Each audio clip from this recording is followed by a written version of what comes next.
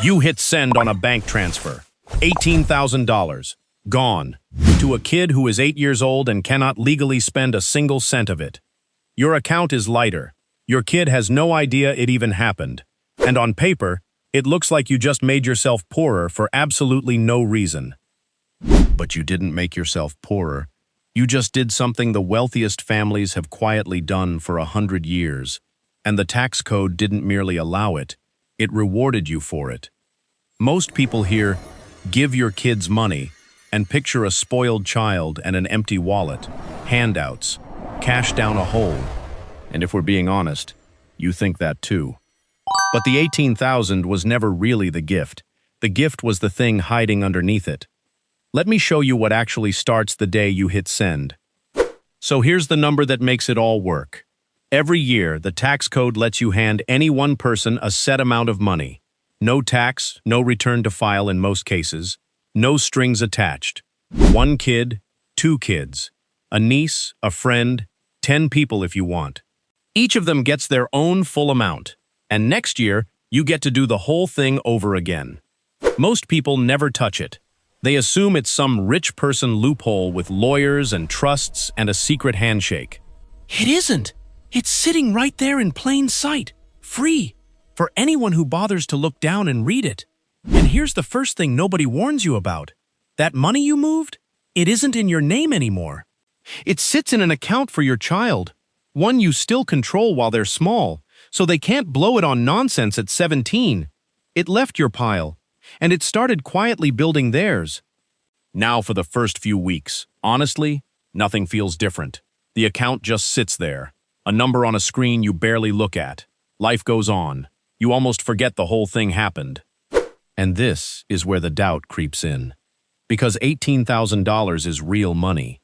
You could have knocked a chunk off the mortgage, taken the family somewhere warm, padded your own retirement, which, let's be real, could probably use it. Instead, you locked it away for a kid who won't touch it for a decade. And some nights, lying awake, that just feels reckless. This is exactly where most people stop. They do it once, feel that sting, quietly decide it was a mistake, and never do it again. And because they stop, they never find out what that money was about to turn into. Because something was already happening, from the very first month. That account wasn't just sitting there. If you invested it, even simply, even boringly, even in the most ordinary way, it started to grow. Not from your paycheck, not from another transfer, from itself. At first, it's almost nothing, a few dollars, then a few more. You wouldn't even notice if you weren't looking. But then those small gains start earning gains of their own, and those earn more. And that is the real engine this entire thing runs on. It's called compounding. And by handing it to a child instead of yourself, you've fed it the one ingredient it's starving for. Time. Not 5 years, not 10, 18, 20, maybe 30 years of runway before that money is ever needed. So the next year rolls around, and here's where it gets good, because you do it again. Another transfer. And this is the part the tax code quietly hands you. That yearly limit, it resets, fully, every single year. Fresh, full, brand new. You didn't burn through some once-in-a-lifetime allowance. You didn't dip into anything you'll miss later. The gate simply opens again, and you walk through it a second time, like nothing happened. And if there are 2 of you, you and a partner, each of you gets your own limit to give.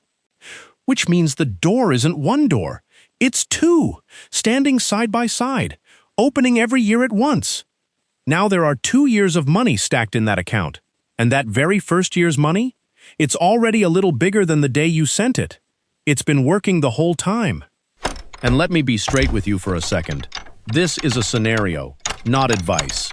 Tax rules shift, markets fall as hard as they rise, and the exact numbers depend entirely on where you live and who you are. Nobody should watch this and go move 18 grand tomorrow without understanding their own situation first. But stay with me, because the machine underneath is real, and once you see how it turns, you genuinely can't unsee it. Year 3, year 4, you keep going. 1 transfer a year, like clockwork. And somewhere in there, the market drops. Hard. That account you've been so careful with, it's suddenly worth less than what you put in. Red numbers. Your gut screams to stop, to pull it out, to save the rest. But you don't, because this money has a decade left to run at least. So a bad year isn't a wound, it's a sale. Every transfer you make while prices are down buys more than it did before. The dip that terrifies everyone else is quietly working in your favor. And something clever is happening with the taxes too. That money is growing, but a lot of that growth is now landing on your child, not on you. And a child, with little or no income of their own, sits far lower on the tax ladder than you do. So gains that would have been taxed hard in your hands can be treated a whole lot more gently in theirs. You think giving money away just makes you poorer. It's the opposite. Done like this, giving money away is one of the most efficient ways to move wealth that exists on the board. Because look at what you're actually pulling off. You're lifting money out of your own estate, money that might one day get taxed or tangled when it's finally passed down. And you're setting it somewhere it can grow for decades, taxed more softly, started earlier than you could ever have started it for yourself. 3 quiet forces, all at once. Money leaving your taxable pile, money compounding on a runway no adult will ever get, and the growth landing in the lowest tax hands in the whole family. All of it from one boring transfer a year that took you 90 seconds to send. Now, let's do the thing this entire story was built for. Let's jump ahead. 10 years, 15, 18. Your child is grown now, and that account, the one that felt so reckless on day one, the one you almost canceled after the first year, open it. The number in there is not the sum of what you put in, it's dramatically more. Because for 18 years, every dollar you sent didn't just sit and wait, it multiplied. And the earliest gifts had the longest to grow, so they grew the most of all. That very first 18,000, back when your kids still believed in the tooth fairy? That single deposit alone may have quietly turned into several times its size, entirely on its own, while you weren't watching. Sit with that for a second. You didn't earn that extra money. You didn't work one single extra hour for it. Time did the work. Time and a small tax break you were handed for free every year. The one almost nobody ever reaches down to pick up. And your child wakes up on some completely ordinary adult morning, and they are standing on a foundation you poured one quiet transfer at a time, back when they were far too young to remember a second of it. That's the twist. You thought you were giving your kids money. You weren't. You were buying them time, decades of it, at a price the tax code let you pay in tiny yearly installments. The money was just the delivery truck. Time was the cargo the whole way.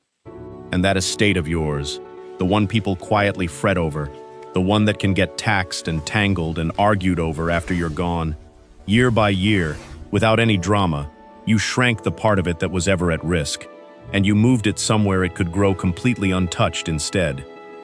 So here's what I want to leave you with. Most people think about money in exactly one direction. Earn it, spend it, hold on tight. And there is nothing wrong with that life. It's most of the world. But there's a second game running quietly underneath the first one. A game about when money starts, not just how much of it there is. About moving growth to where it's taxed the least and handed the most time. About a tax code that keeps opening the same small door every single year and quietly rewards the handful of people who actually walk through it. You don't have to play it. Plenty of people live full, warm, happy lives and never touch a word of this. But you should at least know the door is standing there. Because the day you stop asking, how much can I give my kids, and start asking, how early can I start the clock for them, the whole picture changes shape. Giving stops looking like spending, and it starts looking like the quietest, most patient kind of building there is. You hit send on that first transfer thinking you'd made yourself a little poorer. Now you know. You didn't lose $18,000 that day. You planted it. And you handed your kid the one thing no amount of money can ever buy back later on. The years. That's the day it truly begins. Not the day they finally spend it. The day you decided to start.